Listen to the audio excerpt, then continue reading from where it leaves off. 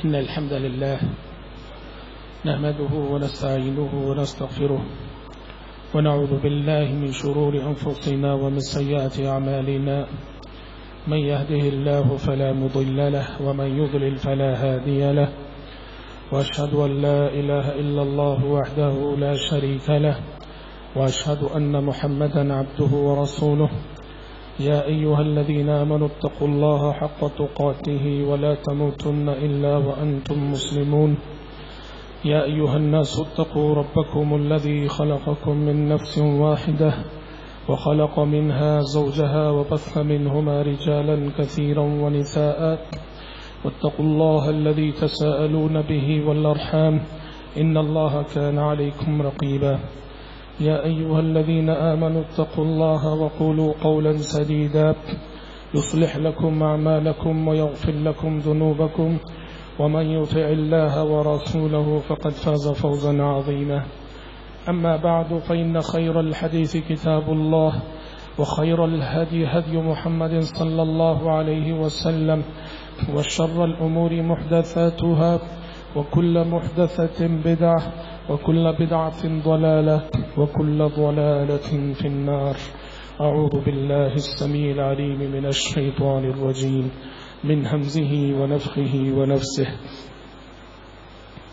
ولقد خلقنا الإنسان ونعلم ما توسوس به نفسه ونحن أقرب إليه من حبل الوريد إذ يتلقى المتلقيان عن اليمين وعن الشمال قعيد ما يلفظ من قول إلا لديه رقيب عتيد وجاءت سكرة الموت بالحق ذلك ما كنت منه تحيد ونفخ في الصور ذلك يوم الوعيد وجاءت كل نفس معها سائق وشهيد لقد كنت في غفلة من هذا فكشفنا عنك غطاءك فبصرك اليوم حديد وقال قرينه هذا ما لدي عتيد ألقيا في جهنم كل كفار عنيد مناع للخير معتد مريب الذي جعل مع الله إلها آخر فألقياه في العذاب الشديد قال قرينه ربنا ما أطغيته ولكن كان في ضلال بعيد قال لا تختصموا لدي وقد قدمت إليكم بالوعيد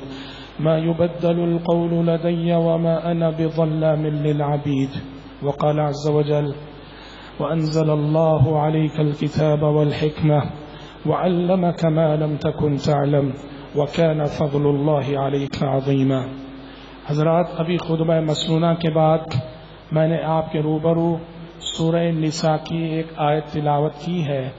اللہ تبارک و تعالیٰ نے اس آیت میں پیارے نبی صلی اللہ علیہ وسلم سے مخاطب ہو کے فرمایا کہ وَأَنزَلَ اللَّهُ عَلَيْكَ الْكِتَابَ وَالْحِكْمَةَ کہ اللہ تعالیٰ نے آپ پر کتاب اور حکمت کی باتیں اتاری ہیں. وَعَلَّمَكَ مَا لَمْ تَكُنْ تَعْلَمْ اور جو بھی آپ نہیں جانتے تھے اللہ تعالیٰ نے وہ ساری باتیں آپ کو سکھائی ہیں. وَكَانَ فَضْلُ اللَّهِ عَلَيْكَ عَظِيمًا اور اے پیغمبر اللہ تعالیٰ کا فضل آپ پر بہت عظیم ہے، بہت بڑا ہے. حضرات دیکھیے اس آیت نے جہاں بہت ساری باتیں بتائی ہیں وہاں ایک اہم بات یہ بھی ہے کہ پیارے نبی صلی اللہ علیہ وسلم نے اللہ تبارک و تعالیٰ سے تعلیم حاصل کی ہے. آپ کو علم دینے والی ذات اللہ کی ذات ہے، آپ کی تربیت کرنے والی ذات اللہ کی ذات ہے، آپ کو سکھانے والی ذات اللہ تعالیٰ کی ذات ہے، آپ کا معلم اللہ تبارک و تعالیٰ ہے، آپ کا مربی اللہ تبارک و تعالیٰ ہے. یہی وجہ ہے کہ چونکہ آپ صلی اللہ علیہ وسلم اللہ کے چہیتے نبی اور رسول ہونے کی حیثیت سے ڈائریکٹ اللہ تعالیٰ کی تعلیم و تربیت سے فیضیاب ہوئے تو دنیا کا سب سے بہترین نظام تعلیم و تربیت آپ صلی اللہ علیہ وسلم کا ہے. دنیا کے سب سے بہتر معلم پیارے نبی صلی اللہ علیہ وسلم ہے. دنیا کے سب سے بہترین استاذ پیارے نبی صلی اللہ علیہ وسلم ہے. دنیا کے سب سے بہتر مربی پیارے نبی صلی اللہ علیہ وسلم ہے. اللہ تبارک و تعالیٰ کے دیے ہوئے اس نظام تعلیم و تربیت کے ذریعے آپ نے دنیا کی سب سے بگڑی ہوئی قوم یعنی قوم عرب کی ایسی تربیت کی اور ایسی اصلاح فرمائی کہ سبحان اللہ 20-23 साल की तरबियत से दुनिया की ये सबसे बिगड़ी हुई अरब कौम दुनिया की इमाम बन गई, दुनिया की रहनुमा बन गई, दुनिया की रहबर बन गई। तहजीब की शमएं रोशन की, ऊंटों के चराने वालों ने कांटों को गुलों की किस्मत दी, जर्रों के मुकद्दर चमकाए।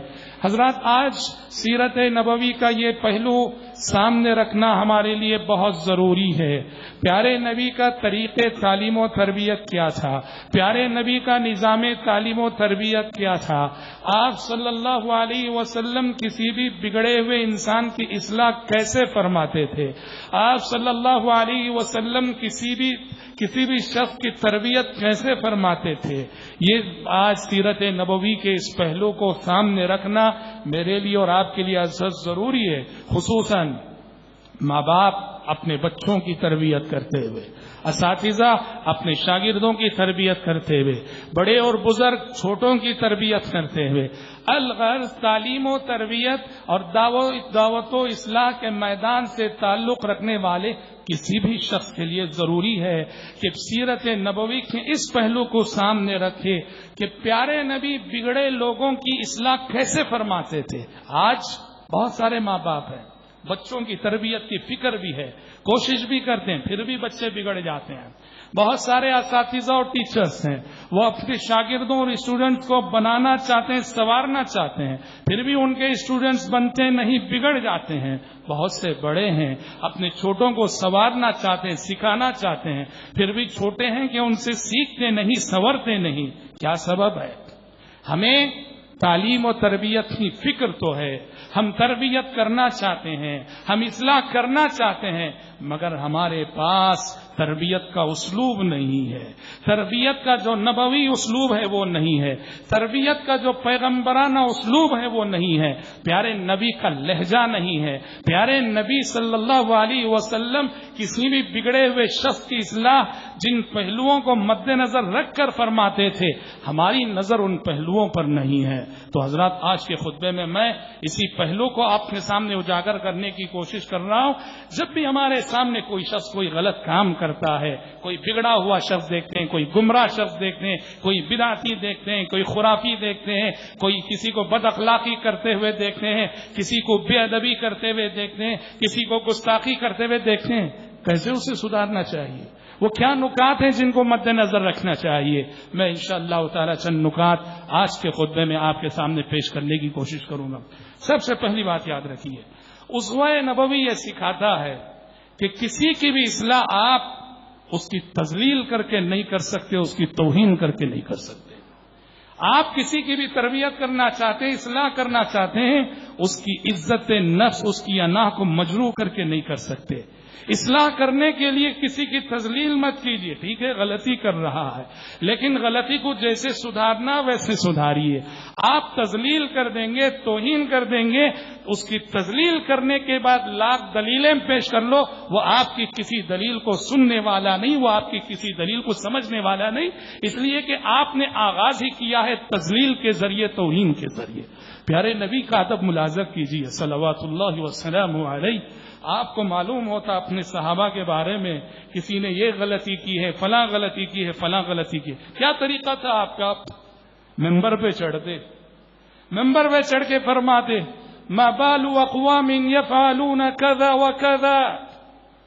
क्या बात है, कुछ लोगों के बारे में ऐसे ऐसे सुनने को मिल रहा है कि कुछ लोगों ने ऐसी ऐसी बात कही है, ऐसा ऐसा काम किया है। आप नाम नहीं लेते थे, जैद ने ऐसा किया है, बकर ने ऐसा किया है, अब्दुल्ला ने ऐसा किया है, अब्दुर्रहमान नहीं। आप कहते क्या बात है, कुछ लोगों के बारे में पता चला कि वो ऐसा कर रहे हैं। इससे क्या होता था, जिसने गलती की वो समझ जाता कि मुझी को कहा जा रहा है, दूसरों को मालूम भी नहीं होता था कि किसे कहा जा रहा है। वो अपनी इस्लाह करने पे मजबूर होते थे, वो अपनी इस्लाह आप कर लेते थे।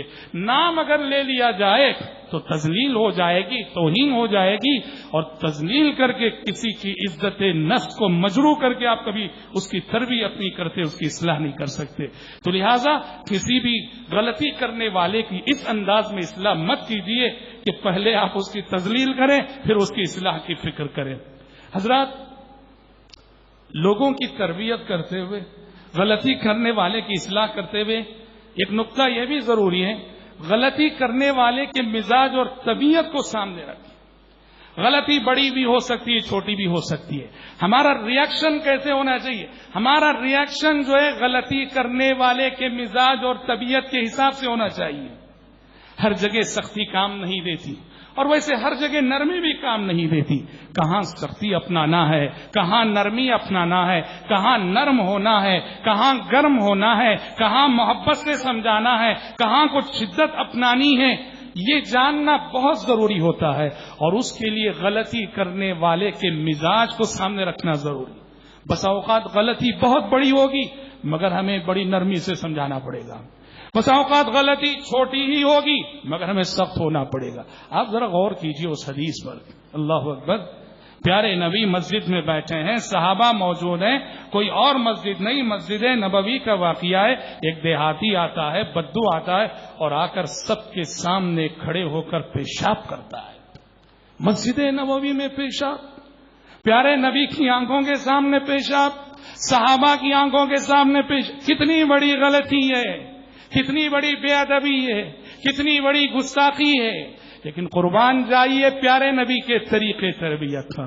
صحابہ کرام رضوان اللہ علیہم مجمعین کو تو غصہ آ گیا، فوراً اس کو پکڑنے کے لیے، جکڑنے کے لیے، ڈانٹنے کے لیے لپ کے پیارے نبی نے اس پیشاب کرنے والے دیہاتی کو تو ابھی کچھ نہیں کہا، صحابہ جو روکنا چاہ رہے تھے ان سے کہا رک جاؤ، خاموش رہو، خاموش، فارغ ہو جانے دو، کیونکہ اب روکنے کا کوئی فائدہ نہیں، پیشاب کرنا شروع کر چکا ہے، پیشاب کرنا شروع نہ کرتا تب روکا جاتا تو فائدہ ہوتا، اب تو جگہ گندی ہو ہی گئی ہے، اب اگر روکنے جائیں گے بھاگے گا، وہ بھاگے گا تو پوری مسجد گندی ہوگی۔ آپ نے کہا خاموش رہو، فارغ ہو جانے دو۔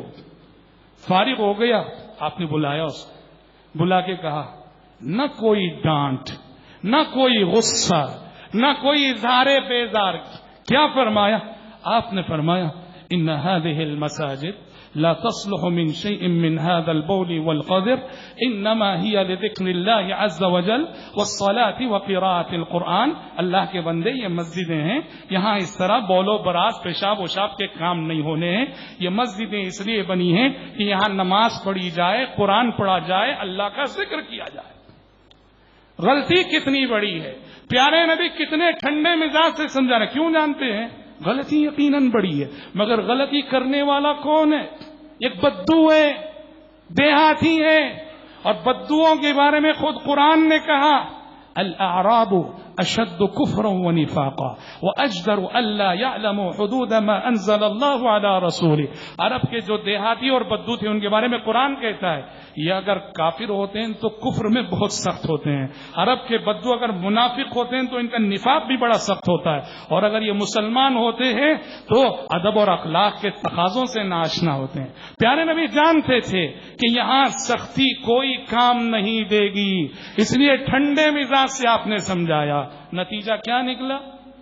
اس بدو نے ایک طرف حضرات صحابہ کرام رضوان اللہ علیہ مجمعین کی وہ سختی بھی دیکھی تھی جو ڈانٹ رہے تھے اس کو، ایک طرف پیارے نبی کی یہ شفقت بھی دیکھی، اتنا متاثر ہوا، نماز پڑھی، نماز پڑھ کے اللہ سے دعا کرنے لگا، کہنے لگا اللہم ارحمنی ومحمدا ولا ترحم معنا احدا، اے اللہ یہاں مجھ پہ اور محمد پہ رحم کر، ہم دونوں کے سوا یہاں کسی پہ رحم مت کر۔ پیارے نبی صلی اللہ علیہ وسلم نے کہا لقد حجرت واسعا، اللہ کے بندے، اللہ کی رحمت جو اتنی کشادہ ہے اس کو تو نے بہت محدود کر دیا کہ اس کی رحمت صرف مجھے اور تجھے حاصل ہو، کسی اور کو حاصل نہ ہو۔ غور کیجئے، پیارے نبی اپنے مثالی طریقے تربیت کے ذریعے سے ایک بدو کے دل میں بھی آپ صلی اللہ علیہ وسلم داخل ہو گئے۔ اسی طرح سے حضرات پیارے نبی کا اسوہ ہمیں سکھاتا ہے تربیت کا اہتمام، تربیت کی فکر کب سے ہونی چاہیے؟ بچپن سے ہونی چاہیے۔ ہم کہتے ہیں نہیں بڑے ہو جانے دو، نوجوان ہو جا، ابھی تو بچہ ہے، ابھی تو لڑکا ہے، ابھی تو جوان ہے، آخر کب تربیت ہوگی؟ شریعت کہتی ہے کہ تربیت کا اہتمام بچپن سے ہو۔ پیارے نبی کا اسوہ بتاتا ہے ہمارے بچے بچے ہیں صحیح، لیکن جب بھی وہ ہمارے سامنے شریعت کے خلاف کوئی کام کرتے ہیں محبت سے انہیں سمجھا جائے، شفقت سے انہیں سمجھایا جائے، پیار سے انہیں سمجھایا جائے. بچے ہیں اس لیے نظر انداز نہ کیا جائے. آج کل دیکھا جاتا ہے چھوٹی چھوٹی بچیوں کو نیم اڑیاں لباس پہنا دیے جاتے ہیں. ابھی تو 7 سال کی ہے، ابھی تو 10 سال کی ہے. نیم اڑیاں لباس جس سے سارا بدن دکھ رہا ہوتا ہے، بچپن ہی سے پہنا کر ہماری بچیوں کی حیا ختم کی جاتی ہے، ان کی شرم ختم کی جاتی ہے. ان کے اخلاق کو بگاڑنے والے پہلے ذمہ دار ان کے ماں باپ ہوتے ہیں، جنہوں نے کہا کہ ابھی تو بچی ہے، ابھی تو بچی ہے، ابھی تو لڑکی ہے، ابھی تو نہیں. بچپن سے ہی پیارے نبی کو دیکھیے، آپ کے سامنے غلطی کرنے والوں میں بچے بھی ہوتے تھے. آپ کبھی بچہ سمجھ کے خاموش نہیں، محبت سے سمجھاتے تھے، شفقت سے سمجھاتے تھے. حسن بن علی رضی اللہ عنہ نواسے رسول، پیارے نبی کے نواسے، پیارے نبی کے ساتھ گزر رہے راستے سے ایک کھجور پڑی ہوئی راستے میں. حضرت حسن چھوٹے سے بچے تھے، کھجور اٹھا لی، اٹھا کے منہ میں رکھ لیا، کھانے لگے. پیارے نبی نے کہا کخ کخ، کہا کہ حسن تھوک دو تھوک دو. پھر کہا کیا نہیں جانتے کہ ہم آل محمد اور آل رسول کے لیے صدقہ حلال نہیں ہے؟ یعنی مطلب یہ ہے ایک احتمال تھا، ایک امکان تھا، ایک چانس تھا. وہ جو کھجور راستے میں گری ہوئی تھی وہ زکوٰۃ اور صدقے کی ہو سکتی تھی، اور آل رسول کے لیے صدقہ حلال نہیں ہے. اس لیے پیارے نبی نے حضرت حسن کو فوراً روکا، کہا کہ حالانکہ یقینی نہ تھا، ہو سکتا ہے کہ وہ صدقے کی نہ ہو، لیکن احتمال تھا. پیارے نبی نے حضرت حسن سے کہا تھوک دو، تم کو نہیں معلوم کہ ہم آل رسول صدقہ نہیں کھایا. آپ نے بچہ ہے نظر انداز نہیں کیا، تھوکنے کے لیے کہا. حضرت عمر بن ابی سلمہ رضی اللہ عنہ کہتے ہیں میں پیارے نبی کے ساتھ دسترخوان پہ بیٹھا ہوا تھا، سب کھا رہے تھے، اور میرا ہاتھ برتن میں کبھی ادھر جا رہا ہے کبھی ادھر جا رہا ہے. یعنی ایک برتن میں کھا رہے تھے سب، ایک خواب اور ایک شین میں جیسے کھاتے ہیں اجتماعی شکل میں، ویسا کھایا جا رہا تھا. تو حضرت عمر بن سلمہ کہتے ہیں چھوٹا سا بچہ تھا، میں کم سن تھا، کم عمر تھا، میرا ہاتھ برتن میں ادھر ادھر جا رہا تھا. پیارے نبی نے کہا یا غلام سم اللہ، کہا کہ یہ بچے سنو، جب بھی کھانا کھاؤ تو بسم اللہ کہہ لو. وَكُلْ مِمَّا يَلِيكَ، برتن میں ادھر ادھر ہاتھ ڈالنا صحیح نہیں. تم جہاں بیٹھے ہو وہاں تمہارے سامنے برتن کا جو حصہ ہے وہاں سے کھاؤ، وہاں ہاتھ ڈالو، بس سب کی جگہ ہاتھ ڈالنا یہ اچھی بات نہیں ہے. تو کم سن صحابہ، چھوٹے بچے، اس طرح ان سے بھی جب بھی بھول ہوتی تھی، غلطی ہوتی تھی، پیارے نبی صلی اللہ علیہ وسلم بڑی شفقت سے سمجھاتے تھے. والدین اگر بچپن سے ہی یہ مربیانہ نظر اپنے بچوں پہ ڈالیں، بچپن سے ہی بچوں کو جہاں بھی خلاف شریعت وہ کام کریں محبت اور شفقت سے سمجھائیں، تو واللہ یہ ان کی تربیت اتنا اثر کرے گی کہ ہمارے بچے جوانی کی دہلیز پہ پہنچتے پوری طرح سے صوم و صلاۃ اور دین کے پابند ہو جائیں گے. اسی طرح سے حضرات ہمارا معاملہ یہ ہوتا ہے، ہمارے سامنے جب بھی کوئی غلطی کرتا ہے ہم فوراً غصے میں آ جاتے ہیں اور اسی غصے کے انداز میں، غصے کے لہجے میں سامنے والے پہ حملہ کرتے ہیں. پیارے نبی کہتے نہیں، اصلاح اگر کرنا ہے تو آپ کو غصہ نہیں کرنا ہے، ٹھنڈے ہو جاؤ پہلے. غصے میں کوئی بھی شخص کسی کے ساتھ انصاف نہیں کر سکتا. حالت غصہ میں کبھی کوئی دوسروں کے ساتھ انصاف نہیں کر سکتا. اگر تم مسلم ہو، مبلغ ہو، دائی ہو، مربی ہو، معلم ہو، غصہ آیا ہے، غصے کی حالت میں اپنا ریاکشن مت دکھاؤ، ٹھنڈے ہو جاؤ اور ٹھنڈے ہو کر محبت سے سمجھاؤ. بخاری شریف کی حدیث ہے، ایک شخص پیارے نبی کی خدمت میں لایا جاتا ہے. کیا گناہ ہے؟ شراب پیا ہے. پیارے نبی نے کہا مارو ان کو، 40 کوڑے سزا دی شراب پینے کی. حضرت ابو ہریرہ فرماتے ہیں فَمِنَّ الضَّارِبُ بِيَدِهِ وَمِنَّ الضَّارِبُ بِنَعْلِهِ، کوئی اپنے کپڑے سے مار رہا ہے، کوئی ہاتھ سے مار رہا ہے، سزا دے دی گئی. اتنے میں ایک صحابی نے کیا کہا غصے کی حالت میں، لعنت اللہ علیک، کہا کہ اللہ کی لعنت ہو تجھ پر، شراب پی کے آیا ہے، نشے میں آیا ہے، اللہ کی لعنت ہو تجھ پر. پیارے نبی نے لعنت کرنے والے صحابی کو فوراً روکا. کہا کہ لا تلعنوا، کہا کہ اپنے اس بھائی پہ لعنت مت کرو، لا تعینوا علی اخیکم الشیطان، تمہارے اس لعنت کرنے سے شیطان خوش ہو رہا ہے، شیطان کو خوش کر کے اپنے بھائی کے خلاف شیطان کی مدد نہ کرو، لا تلعنوا فانہ یحب اللہ ورسولہ، سچ ہے کہ گناہ کیا ہے، شراب پیا ہے، سزا بھی تو مل گئی ہے، اس پہ لعنت مت کرو، غلطی کر چکا ہے، لیکن یہ اللہ اور اس کے رسول سے سچی محبت کرتا ہے، فإنه يحب اللہ ورسولہ۔ غور کیجئے، پیارے نبی صلی اللہ علیہ وسلم جب بھی تربیت کا موقع آتا ہے کتنے ٹھنڈے مزاج سے آپ صلی اللہ علیہ وسلم کسی بھی معاملے کو ڈیل کرتے ہیں۔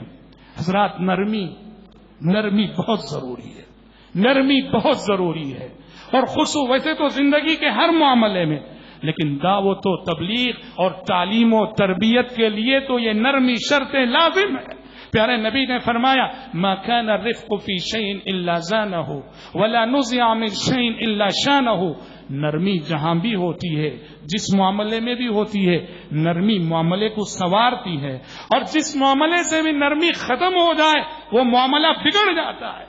تعلیم و تربیت سے جڑے ہوئے لوگوں کے لیے، دعوت و تبلیغ کے میدان سے جڑے ہوئے لوگوں کے لیے از حد ضروری ہے کہ وہ نرم طبیعت کے ہوں، نرم مزاج کے ہوں، ان کا رویہ نرم ہو، ان کا سلوک نرم ہو۔ پیارے نبی کے بارے میں قرآن نے کہا، آپ کے مزاج طبیعت کی خصوصیت کو بیان کرتے ہوئے فَبِمَا رَحْمَةٍ مِّنَ اللَّهِ لِنْتَ لَهُمْ وَلَوْ كُنْتَ فَظًّا غَلِيظَ الْقَلْبِ لَانفَضُّوا مِنْ حَوْلِكَ، اے پیغمبر، آپ پر اللہ کی خاص مہربانی ہے، اللہ کا خاص کرم ہے کہ آپ لوگوں کے حق میں بڑے نرم مزاج ثابت ہوئے ہیں، آپ لوگوں کے حق میں بڑے نرم مزاج واقع ہوئے ہیں۔ وَلَوْ كُنْتَ فَظًّا غَلِيظَ الْقَلْبِ، اگر آپ سخت زبان ہوتے، درست مزاج ہوتے، طبیعت کے سخت ہوتے، تو یہ صحابہ جو صبح و شام آپ کے ارد گرد آگے پیچھے رہتے ہیں کبھی کہ آپ کے اطراف سے چھڑ گئے ہوتے اگر آپ کے اندر نرمی نہ ہوتی۔ یہ نرمی ہے جس نے آپ کے ارد گرد آپ کے صحابہ کو، آپ کے ماننے والوں کو جوڑے رکھا ہے۔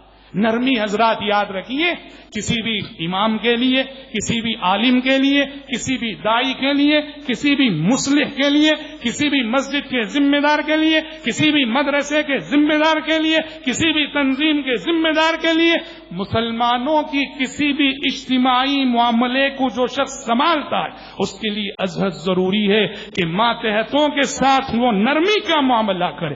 یہ اگر نہ ہو اجتماعیت بکھر جائے گی، مسجد بکھر جائے گی، جماعت بکھر جائے گی، جمعیت بکھر جائے گی، تنظیم بکھر جائے گی، انجمن بکھر جائے گی، گھر بکھر جائے گا، خاندان بکھر جائیں گے اگر نرمی نہ ہو بڑے لوگوں کے اندر۔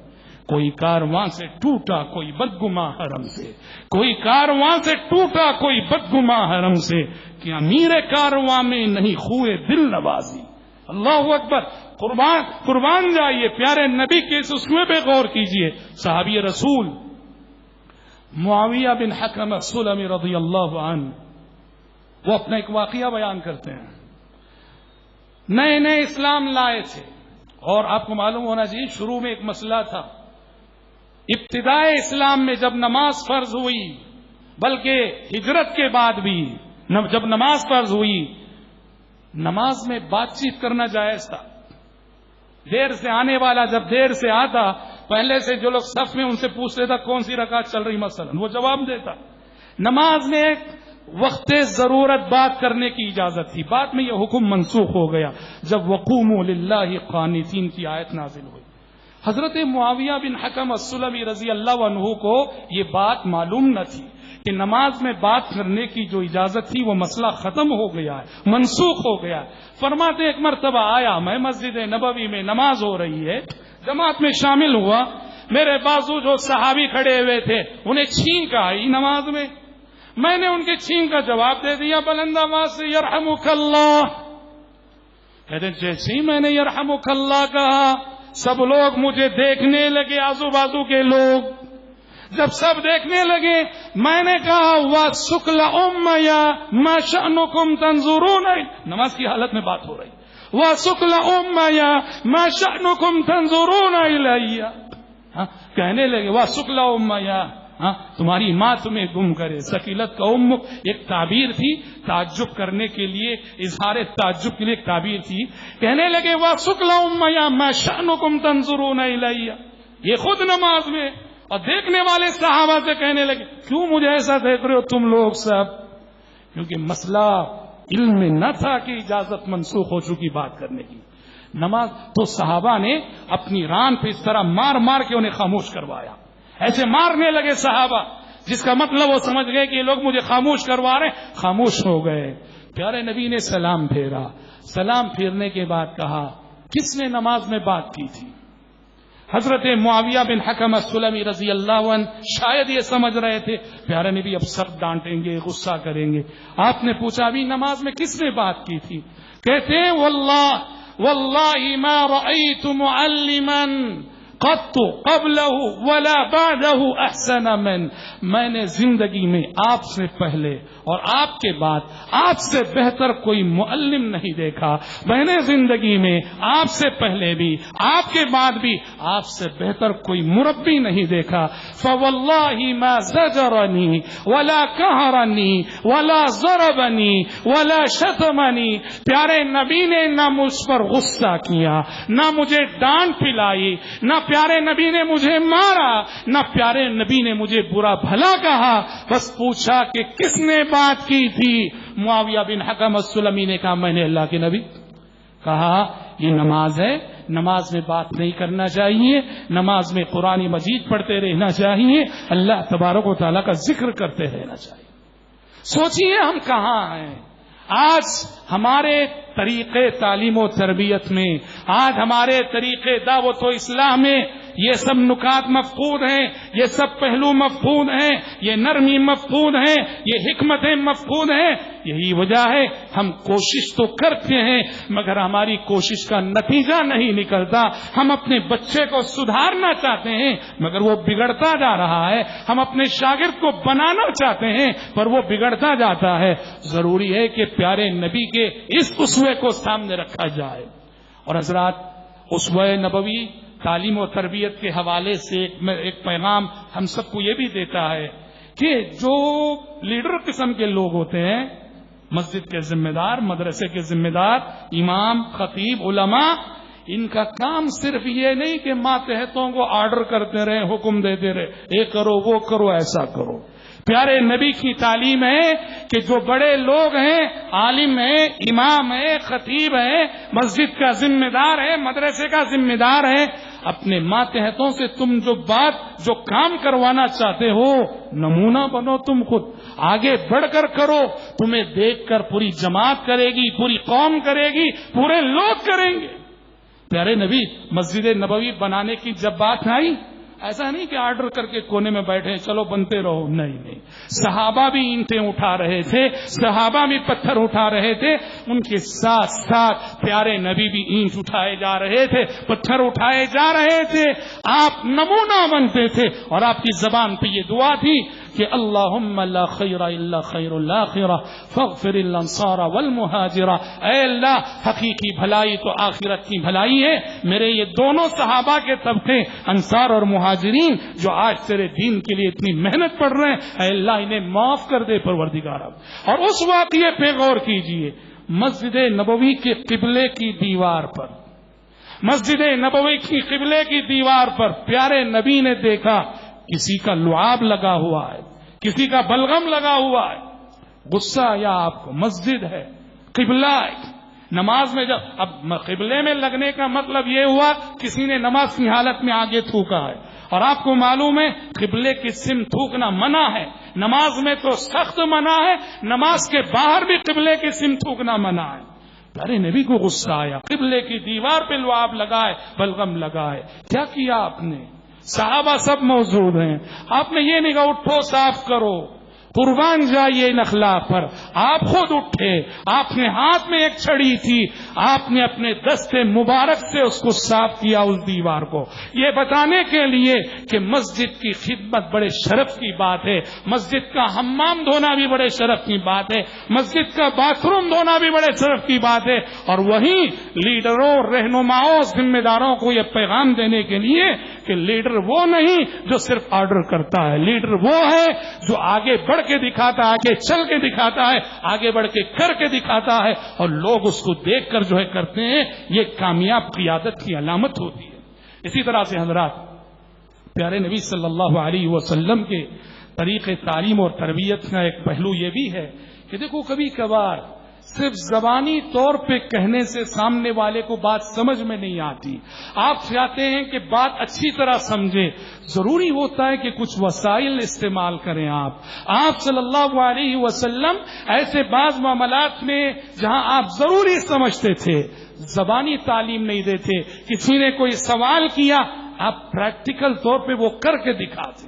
ایک صحابی آئے، آ کے کہا یا رسول اللہ، اللہ کے نبی، نماز کے اوقات کے بارے میں بتائیے کہ نماز کب پڑھنا ہے، کس نماز کا کیا وقت ہے۔ اب آپ کو معلوم ہے ہر نماز کا ایک اول وقت ہے، ایک آخری وقت ہے۔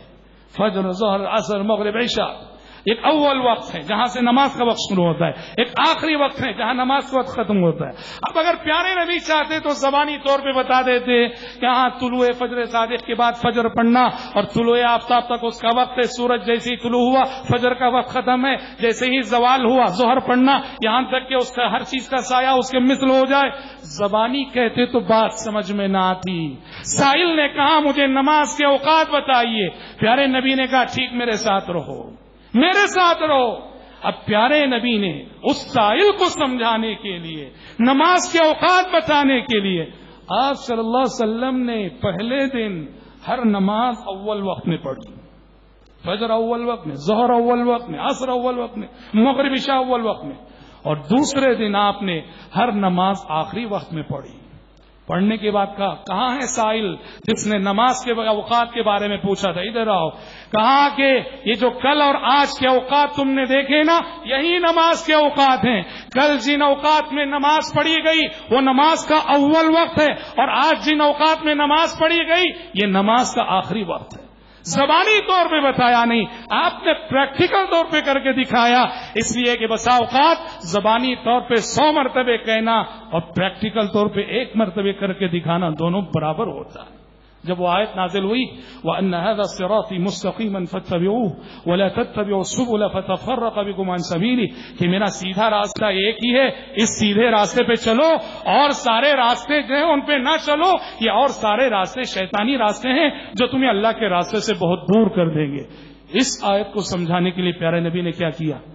آپ نے صحابہ کو سمجھانے کے لیے زمین پہ ایک لکیر کھینچی، زمین پہ ایک لکیر کھینچی، سیدھی لکیر، اور اس سیدھی لکیر کے دائیں اور بائیں کچھ اور لکیریں کھینچی، کھینچ کے کہا دیکھو یہ جو سیدھی لکیر ہے نا، یہ اللہ کا راستہ ہے جو جنت کی طرف لے جاتا ہے، اور یہ جو دائیں اور بائیں جو راستے ہیں نا، یہ شیطانی راستے ہیں۔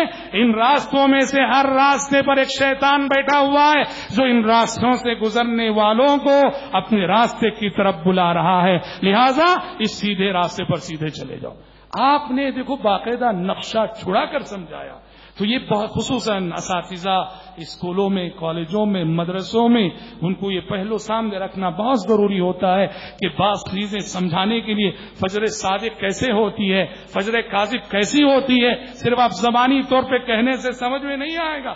صبح لے جا کے بچوں کو دکھانا فجر کاذب یوں ہوتی ہے دیکھو، فجر صادق یوں ہوتی ہے دیکھو، پریکٹیکل طور پہ یہ آپ صلی اللہ علیہ وسلم کی سنت تھی، یہ آپ صلی اللہ علیہ وسلم کا طریقہ تھا۔ حضرات جیسا کہ میں نے کہا، ایک مثالی طریقے تربیت، ایک مثالی نظام تربیت، پوری انسانی تاریخ کے کامیاب سے کامیاب تر مربی آپ صلی اللہ علیہ وسلم، پوری انسانی تاریخ کے کامیاب سے کامیاب تر معلم آپ صلی اللہ علیہ وسلم، اور پوری انسانی تاریخ کے کامیاب سے کامیاب مصلح آپ صلی اللہ علیہ وسلم، اور پوری انسانیت کے کامیاب سے کامیاب داعی اور مبلغ آپ صلی اللہ علیہ وسلم۔ ضروری ہے ہم جو پیارے نبی کے طریقے پہ چلنا چاہتے ہیں، دعوت و اصلاح اور تعلیم و تربیت میں سیرت نبوی کے ان پہلوؤں کو اپنے سامنے رکھیں۔ دعا ہے رب العالمین سے اللہ تعالیٰ مجھ کہنے والے کو اور آپ سب سننے والوں کو زندگی کے ہر شعبے میں اللہ تعالیٰ، اور خصوصاً تعلیم و تربیت، دعوت و اصلاح کے میدان میں پیارے نبی کے اس اسوے کو عملی طور پر اپنانے کی توفیق اللہ ہم سب کو نصیب فرمائے. آمین. بارک اللہ لنا ولکم فی القرآن العظیم ونفعنا وإياكم بما فيه من الآيات والذكر الحكيم. إنه تعالى جواد كريم ملك بر رؤوف رحيم رب حكيم.